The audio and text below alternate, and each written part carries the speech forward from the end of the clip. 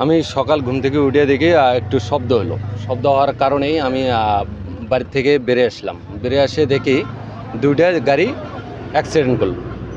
Accident করার পরে আসিয়ে আমি আগে ট্রাকের হেল্পার বাইরে গেছে, তারপর ড্রাইভারকে বাইর করলাম। বাইর করার পরে ওনাকে গাড়িতে তুলে দিলাম, উনি চলে গেল। তারপরে আসিয়ে দেখি পেছন পাশে মাইক্রোডার যাত্রী একজন মৃত্যু পড়ে আছে। তারপরে আমরা সবাই মিলে আসিয়ে ঢুকনাগুলা ছিঁড়ে টিরে লোকগুলা বাইর করলাম। দুইজন, একজন ট্রাকের ড্রাইভার বের করতেছে, হেল্পার ড্রাইভার, আর বাদ বাকি 2-3 জন মাইক্রোর ড্রাইভার বের করতেছে, মানে যারা মারা গেছে আর কি। এখানে ঘটনাস্থলে একজন মারা গেছে, 3 জন জীবিত আছিল। পরবর্তীতে একজন মারা যায় আর 2 জনকে হাসপাতালে পাঠানো হয়। আমার একটা মাইক্রো আছে, আমি একজন মাইক্রো ড্রাইভার। আমি বাসায় শুয়ে আছি, তখন একজন গিয়ে আমাকে বললো যে গাড়ি অ্যাক্সিডেন্ট করেছে, তাড়াতাড়ি গাড়িটা নিয়ে আসেন। নিয়ে আসার পরে দেখতেছি এখানে 2টা লাশ পড়ে আছে, আর 5 জন অবশিষ্ট ছিল, ওরা খুব গুরুতর আহত। তারপর আহত থাকা অবস্থায় আমি 5 জনকে নিয়ে গেছি। 5 জনকে নিয়ে যেতে যেতে হাসপাতাল গেটে গেছি, একজন মারা গেছে। 3 জন মানে ভালো ছিল আর 2 জন খুব ছিল।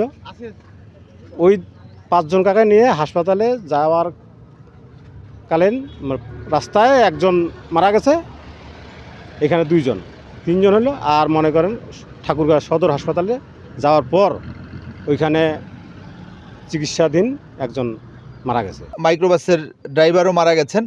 এর মধ্যে 3 জন, এরা হচ্ছে যে রংপুরের হিসাব নিরীক্ষণ অফিসের লোক এবং তারা সরকারি কর্মচারী। তা আমি যেটা মনে করি যে দেখলাম পরিদর্শন করে, যে প্রচণ্ড বৃষ্টি ছিল। বৃষ্টির সময় হয়তোবা যে গতিসীমা ছিল সেই ঊর্ধ্বগতিতে হয়তোবা বিশেষ করে মাইক্রোবাসটা চলাচল করেছিল, আর রাস্তাটা অত্যন্ত ন্যারো। আমরা এই সড়ক দুর্ঘটনা প্রতিরোধে হাইওয়ে পুলিশ সবসময় তৎপর আছে। আমরা এই ঘটনা একটা মামলা হবে দুর্ঘটনা আইনে, এবং আমরা এটা তদন্ত করে দেখব যে আসলে সত্যিকারে এটা কী কারণে এই ঘটনাটা ঘটেছে এবং কারা দোষী, সেই অনুযায়ী আমরা পুলিশ রিপোর্ট করব।